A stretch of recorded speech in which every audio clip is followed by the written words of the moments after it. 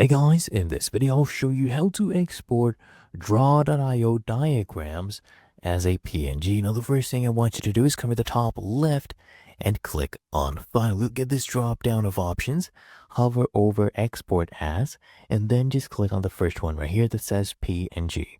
And now we're able to choose the different properties. So whether you want to zoom or not, I'll just leave it at 100%. You can add a border width if you want.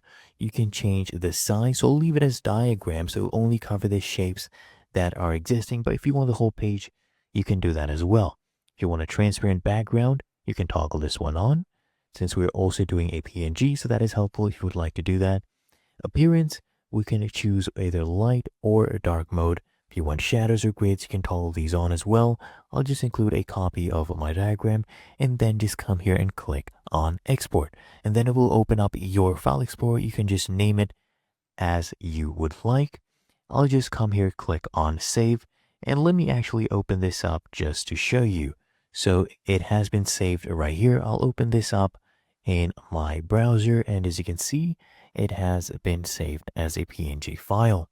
So that is how you export draw.io diagrams as PNG.